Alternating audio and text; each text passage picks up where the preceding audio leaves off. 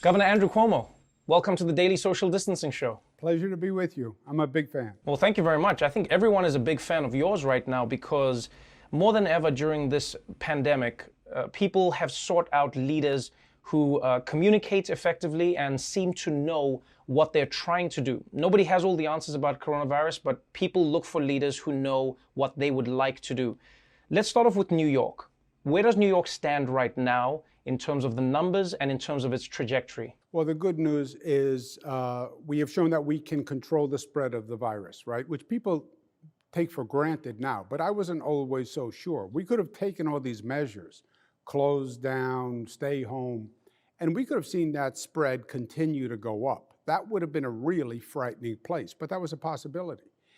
We showed that we can control the spread.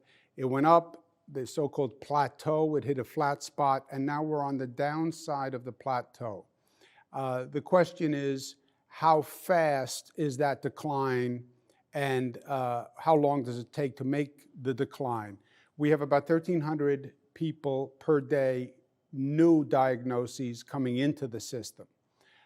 We lost about 474 people yesterday, which is a horrific number, but the only good news is it's less than the previous numbers of people we lost. And the hospitalization rate is coming down. We have about 16,000 people in hospitals. So the numbers are all on the decline, and that's the good news. How long does it take until that number gets to a small enough level where you can sleep at night and not worry about it? Could be 2 weeks, could be 3 weeks, could be 6 weeks. You're balancing the pressure of the people who want to and need to get back to earning a living, and also, the pressure of keeping people safe as a leader. How are you weighing these numbers? Is there a point when you say the risk is worth taking to go outside? Yeah, you put the question very well. And often the question is more important than the answer. And here is one of those cases, I think. That is the balance. The pressure that people are under is phenomenal. It is traumatic. This is traumatic for people. And that's the way I think about it. You're right, the economic pressure, you have no paycheck, but meanwhile, they're still sending you the bills. There was the bill collector is an essential worker, and they're piling up on your desk. You don't know when you'll go back. You don't know if you will go back. Mm-hmm. You don't know if your job is still there, if your business is still there. You've been in the house with the family for a month. It sounds romantic the first 7 days, and then it gets highly stressful when you have everyone in that environment with nothing to do and everyone has their own stresses. So people are about to burst on one level. They're under that kind of pressure. On the other hand, we had 474 people die yesterday. You tell me how many people go outside today and touch other people. I'll tell you how many people walk into a hospital three days from now. The cause and effect is that tight. This virus communicates and transfers that quickly and that precisely. So you take a situation like New York City, where social distancing cannot happen by definition. Nobody gets 6 square feet of real estate, right? You don't get 6 feet on a subway car or on a bus or on a sidewalk. You will see those numbers go up. It is an impossible balance, Trevor. It's impossible to make both sides happy, if you will. Mm-hmm. And you just have to accept that. And for me, it's going to be about the data. We're going to do testing. We're going to look at that hospitalization rate. We're going to look at that death rate. And you don't start to reopen until you have those numbers under control. So what is that number for you? Do you have that number? Is there a number that medical professionals or experts have given to you and said, this is the number that we think activates New York reopening? They won't give me the number, Trevor, because you're right. Nobody's been here on any of these situations. What they will say is the number will decline to a level that is basically a low constant, because you can't stop all transmission of the virus, right? We're never going to get down to 0. So when you get down to the lowest level you can, that's your low point. Because remember, the economy's not really closed down, right? You still have essential workers out there. You have people on buses and transportation and people in grocery stores. So that will be some low-level constant. And once we hit that number, then you can talk about starting to reopen. So we're seeing governors around America, we're seeing leaders around the world using different tactics to reopen their countries. For instance, in Denmark, they've started opening up a few schools. In Germany, they're getting ready to do that. In Georgia, they said they're going straight to bowling alleys and hairdressing, salons, etc. Do you have an idea? Are you going to say to New Yorkers, hey, we're going to start with these industries or this world, then we're going to move to this, then we're going to move to that? Or does it all open at once? Do you have an idea of what that would be? No, it has to be phased in. It has to be slow and building. And watch that infection rate as you start to open up the valve to reopen, right? As you increase the flow, keep your eye on that infection rate. We're going to have the most aggressive testing program ever done just to monitor that infection rate. Remember, the hospitalization rate is too late. Hospitalization rate is people who are so sick they went into a hospital. We want to track the infection rate. So we watch that, start opening the flow slowly. And then basically it's a matrix. How essential is the business and how high a risk does the business pose? The more essential businesses first and the lower risk businesses first. So barbershops, hair salons, to me, they are on the end of the chain because they're not that essential. People would argue, but in the scope of things, they're not that essential. And they are high risk because I want to see a person perform a haircut and maintain social distancing while they give you a haircut. And I want to see the haircut that they do after they did it socially distant. So that would be at the back end, right? And on the front end, you would just basically be doing the next tranche of essential services, right? What's the next level of essential? And low risk essential. You're in an interesting place right now where you are the governor of New York, but you are one of many governors who's entered into a pact to try and open up a region. Because as you said publicly, the virus doesn't follow state lines. You can't implement this approach without the federal government helping you where it needs to. Now, yourself and Trump have gone back and forth, but one thing you've both acknowledged is that when it comes down to it, you know how to communicate and you work together. You had a meeting with the president. Was there anything fruitful from that meeting? Is there anything that's going to come from that meeting? And what is the relationship between yourself and Trump/the federal government right now in getting New York what it needs?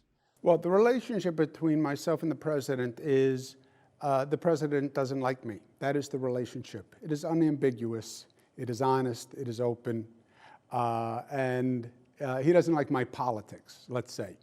And we have been at political loggerheads many times over the past few years. If you look at his Twitter account, you'll see my name quite often. None of it good, Trevor, none of it good. And I've sued the federal government a number of times. So it's open and it's not necessarily loving. Having said that, we had a meeting in the White House. And it was a very productive meeting. And I don't mean in diplomatic, conceptual talk. It was a honest, open, granular, detailed conversation about this subject of testing, which is totally new for everyone. It's an impossible undertaking because the numbers are just so extraordinary and there's so much urgency to it. But we had a very honest conversation and we went through what is testing and what should the state do and what should the federal government do. And we basically allocated tasks. So it was a very positive conversation. And look, I give them credit because it's hard to actually sit down with someone who you have differences with and say, put that all aside and let's just do our jobs here, our respective jobs, because it's bigger than we are. And that's what yesterday was. It was forget everything else. We're talking about life and death. We're talking about the profound moment of our history that we will experience. And we have a job to do because we're in a position, and let's just do it and forget everything else. And that's the way it should be. You know, who cares how he feels or how I feel? Who cares about how I feel about him personally? My feelings are irrelevant. My emotions are irrelevant. Just do the job. Who cares about what I think or what he thinks? And that's what yesterday was. It's really great to hear that. And the testing part of it is what really jumps out for me. Because one thing most people seem to agree upon all across the world is with testing, that's going to be our best defense against coronavirus before a vaccine. Testing and tracing this virus. What does that mean, though, for you as the governor of New York? Does it mean every New Yorker has some method where they're self-testing or getting tested and then monitoring themselves? Does it mean that people who come from out of state or out of country can or cannot come in unless they're tested? I'm really intrigued by how this is going to work, because unless the whole world is doing the same thing, one hole might be a hole for everybody. You know, it could sink the entire ship. So what does that mean for you in terms of testing and how it'll be applied? There will always be a net with many holes in it.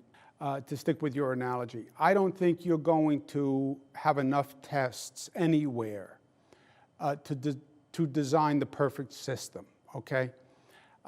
Testing capacity. We are trying to jumpstart a testing laboratory system that just doesn't do this. I have private labs in my state. There are national manufacturers of lab kits and lab equipment.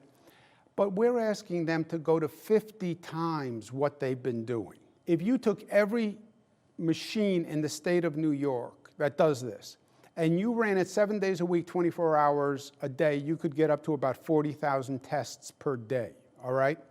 That is the maximum capacity. It sounds like a lot, but it's not when you're talking about 19 million people. I've done more tests in this state than any state in the United States. We do more tests than any country per capita. And we've tested about 500,000 people. Sounds like a lot of people. But again, not on a population of 19 million, not on a workforce of 9 million. And that was 500 in 1 month. You want to bring them back based on tests, you can't do it. What tests can do is monitor the spread of the virus. That you can do with tests. And that is the single most important thing to me, because as you're opening the reopening valve and increasing the flow, what you need to know is how many people are getting infected, and that testing can do for you.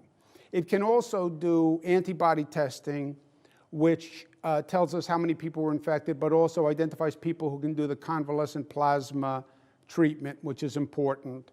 And it gives employers a tool in their workplace to test a smaller number, so you know for that next tranche of essential businesses that their workers are fine. But you're never going to be able to do a net that covers New York or any other state. As the governor, you are facing a pandemic right now in one of the most affected places in the world. The horizon, unfortunately, brings with it another dark side, and that is people's finances. You know, yes, some people may have been able to stop paying their mortgage. Some may have been given a little leeway to pay their rent or not pay their rent. What happens on the other side of this? Is there a plan to help people, to help New Yorkers who now may have a landlord who says, well, you owe me 2 times the rent, or now you owe me double this or double that? Is there any plan in place to try and alleviate that stress that may be felt post-corona? We're talking about it, Trevor, and we're thinking about it. We don't have a specific plan yet because we don't know how bad it is. I have said short term, no one can be evicted for non-payment, okay? So you're out of work, you're not having a check, you cannot be evicted for non-payment. Right. That is the immediate short-term problem, right? Depending on how long this goes, you'll have other issues down the road, no doubt. The expression stone to stone across the morass, right? How do you get across the morass? And that's all we see right now is a morass in front of us. Stone to stone. You don't have to figure out the whole path. Just find the next firm stone to advance your progress. And that's what we're doing. So deal with the here and now and then we'll figure out the future when we actually see what the future is, because we have been wrong from day one here, right? Every projection has turned out to be incorrect. So I'm at the point where let me see the facts that I'm dealing with, and then we'll deal with them. Well, that's our show for tonight. But before we go, with businesses closing and people still losing their jobs, lots of people are struggling to find a meal right now. But you can help them by donating to Feeding America. They're supplying food to millions of Americans every single day, and they could really use your help. Even $1 can help somebody get a meal. Don't forget that. Until tomorrow, though, stay safe out there, wash your hands, and remember, you can save toilet paper by peeing in the shower.